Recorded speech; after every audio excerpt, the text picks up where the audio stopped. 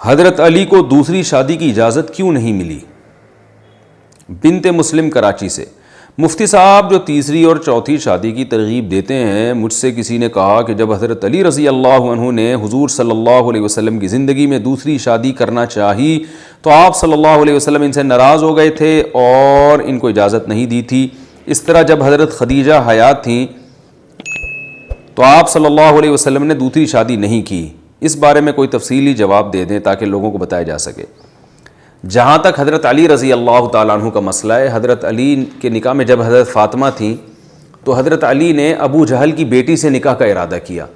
اس پر آپ صلی اللہ علیہ وسلم نے ارشاد فرمایا، واللہ لست احلل حراما ولا احرم حلالا ولكن لا يجتمع بنت عدو اللہ و بنت رسول اللہ صلی اللہ علیہ وسلم فی بیت واحد، کہ میں نہ اللہ کے حلال کو حرام کر رہا ہوں نہ حرام کو حلال کر رہا ہوں، لیکن اللہ کے دشمن کی بیٹی اور اللہ کے نبی کی بیٹی ایک گھر میں جمع نہیں ہو سکتے۔ اس حدیث سے صاف پتہ چلتا ہے کہ آپ صلی اللہ علیہ وسلم نے دوسری شادی پر پابندی نہیں لگائی تھی، نہ تیسری پر نہ چوتھی پر، کیونکہ آپ کے الفاظ یہ ہیں کہ میں اللہ کے حلال کو حرام نہیں کر سکتا،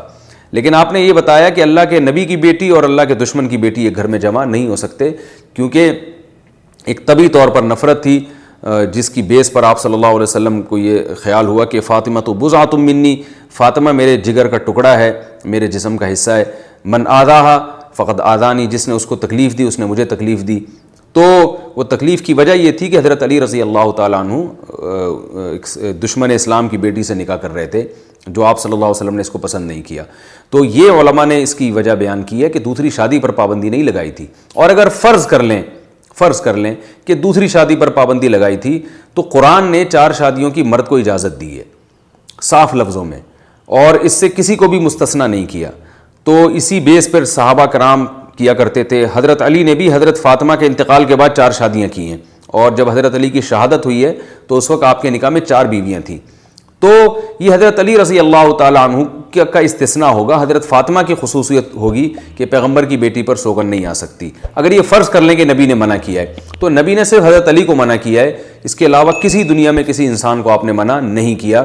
تو جب منع نہیں کیا اور قرآن نے اجازت دی ہے تو اس لیے سب کے لیے حلال ہے، بشرطے کہ وہ عدل کرے۔ قرآن نے بس ایک شرط لگائی ہے کہ سب کے حقوق پورے ہوں اور سب کے ساتھ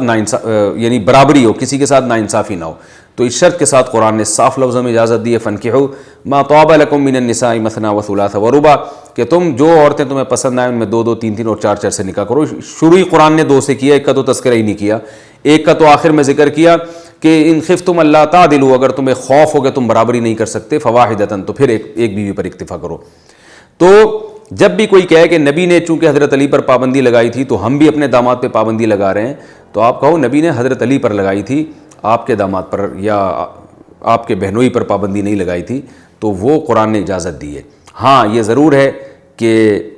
سسر کو داماد جب دوسری شادی کرے تبھی تکلیف ہوتی ہے، اس طرح پہلی بیوی کو ایک طبی طور پر تکلیف ہوتی ہے۔ یہ تکلیف کا ہونا برا نہیں ہے، یہ ایک نیچرل ہے۔ تو لیکن پابندی لگانا، زبردستی کسی کو روک دینا، اس کی اجازت نہیں ہے، کیونکہ یہ اللہ کے حلال کو حرام کرنے کے مترادف ہے۔ دوسرا مسئلہ، حضرت خدیجہ جب حیات تھیں تو آپ صلی اللہ علیہ وسلم نے دوسری شادی کیوں نہیں کی؟ تو بات یہ ہے کہ حضرت خدیجہ سے جب نبی صلی اللہ علیہ وسلم کا نکاح ہوا ہے تو اس وقت آپ کو نبوت نہیں ملی تھی۔ آپ صلی اللہ علیہ وسلم کی عمر 25 سال تھی، حضرت خدیجہ کی عمر تقریباً 40 سال تھی۔ تو یہ بھی اشکال ہو سکتا ہے نا کہ نبی صلی اللہ علیہ وسلم نے تو جلد نکاح کی ترغیب دی ہے، بالغ ہوتے ہی نکاح کی ترغیب دی ہے، تو آپ نے خود 25 سال میں نکاح کیوں کیا؟ تو جو اس سوال کا جواب ہے وہی اس آپ کے سوال کا بھی وہی جواب ہے۔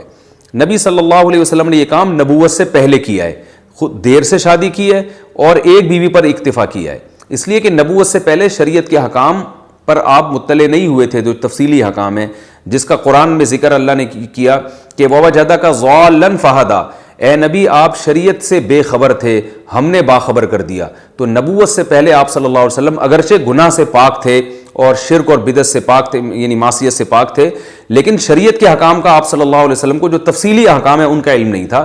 تو اسی وجہ سے آپ نے نکاح بھی دیر سے کیا اور طویل عرصے تک ایک بیوی پر اکتفا بھی کیا۔ لیکن جب آپ صلی اللہ علیہ وسلم کو نبوت ملی ہے اور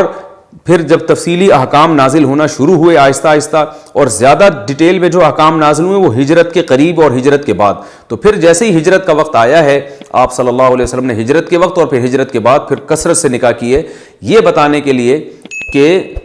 اگر آپ زمانہ جاہلیت میں زیادہ شادیاں کرتے یا جلدی شادی کرتے تو لوگ یہ سمجھتے کہ آپ صلی اللہ علیہ وسلم کو نکاح کی کثرت کا ذاتی شوق تھا زمانہ جاہلیت میں عرب کے دستور کی وجہ سے، کیونکہ عرب میں زیادہ شادیوں کا رواج تھا، لیکن اس وقت آپ نے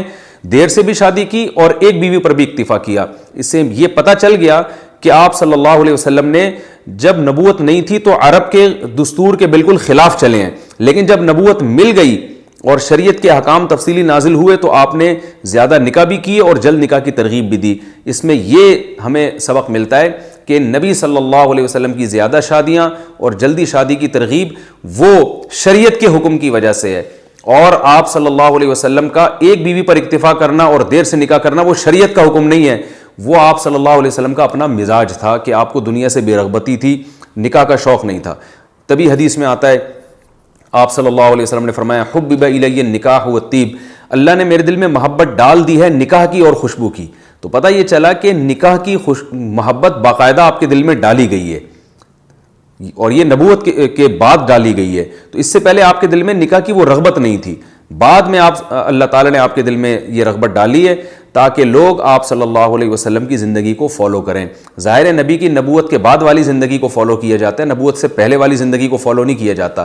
تو یہ کانسیپٹ کلیئر کرنے کے لیے نبی نے ایسا کیا کہ آپ صلی اللہ علیہ وسلم کی زیادہ شادیاں اور جلدی شادی کی ترغیب یہ شریعت کی وجہ سے ہے، زمانہ جاہلیت کے رواج کی وجہ سے نہیں ہے۔ اگر آپ پہلے نکاح کر لیتے اور جلدی شادیاں کر لیتے، زیادہ شادیاں پہلے کر لیتے، تو اس میں اس بات کا امکان تھا کہ آپ نے اپنی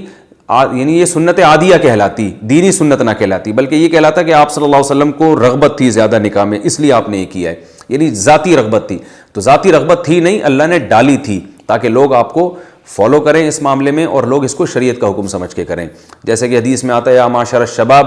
من استطاع منکم الباءۃ فلیتزوج، اے نوجوانوں جو نکاح کی طاقت رکھتا ہے وہ نکاح کر لے۔ تو شباب تو 15 سال سے شروع ہو جاتا ہے۔ دوسری بات یہ کہ اگر آپ یہ کہیں کہ حضرت خدیجہ سے وفا کا تقاضا تھا کہ آپ نے ان پہ دوسری شادی نہیں کی، تو یہ بات بھی غلط ہے، اس لیے کہ اگر یہ والی علت پائی جاتی تھی، اس بیس پر نبی نے شادی نہیں کی دوسری حضرت خدیجہ کی زندگی میں، تو حضرت عائشہ سے تو نبی کو سب سے زیادہ محبت تھی۔ اگر حضرت خدیجہ سے زیادہ نہیں تھی تو حضرت خدیجہ سے کم بھی نہیں تھی، حالانکہ آپ صلی اللہ علیہ وسلم کو بہت زیادہ محبت تھی امی عائشہ رضی اللہ تعالی عنہا سے۔ تو اگر یہ بے وفائی ہوتا نا، بیوی پر دوسری بیوی لانا، تو آپ صلی اللہ علیہ وسلم معاذ اللہ یہ حضرت عائشہ کے ساتھ بے وفائی نہ کرتے۔ تو اس سے صاف پتہ چلتا ہے کہ حضرت خدیجہ کے اوپر جو آپ سوکر نہیں لے کر آئے، اس کی وجہ حضرت خدیجہ سے محبت یا شریعت نہیں تھی، بلکہ اس کی وجہ یہ تھی کہ آپ کے دل میں دنیا سے بے رغبتی اللہ نے رکھی تھی، آپ کو بس بقدر ضرورت پر آپ نے کفایت کی۔ لیکن جب شریعت کے تفصیلی احکام نازل ہوئے تو اللہ نے بتایا کہ آپ نے اس میں قناعت سے کام نہیں لینا، سخاوت سے کام لینا ہے، نکاح میں قناعت نہیں کرنی، کثرت سے نکاح کرنے، تاکہ آپ کی امت اس معاملے میں آپ کو فالو کرے۔ یہی وجہ ہے کہ میں نے اپنی کتاب جو 1 سے زائد شادیوں کی حقیقت، وہ میری کتاب ہے، اس میں نے یہ بات ہندوؤں کے حوالے بھی نقل کی ہیں کہ ہندو بھی اس بات کا، جو ان کے جو ماہرین ہیں، جو ان کے کالم نگار ہیں یا ان کے مورخین ہیں، جو وہ تک اس بات کا اعتراف کر چکے ہیں، جو ان میں انصاف پسند ہیں، کہ آپ صلی اللہ علیہ وسلم نے جو زیادہ نکاح کیے اس لیے کیے تاکہ ان کی قوم بھی کثرت سے نکاح کرے، جن میں طلاق یافتہ بھی ہوں، بیوہ بھی ہوں، کنواریاں بھی ہوں، اور کسی قسم کی عورت سے نکاح میں وہ عار محسوس نہ کریں۔ تبھی آپ دیکھیں نبی نے ایک کنواری خاتون سے نکاح کیا، باقی ساری بیوہ اور طلاق یافتہ عورتیں تھیں، تو اس تمام معاملات میں لوگ عار اور شرمندگی محسوس نہ کریں۔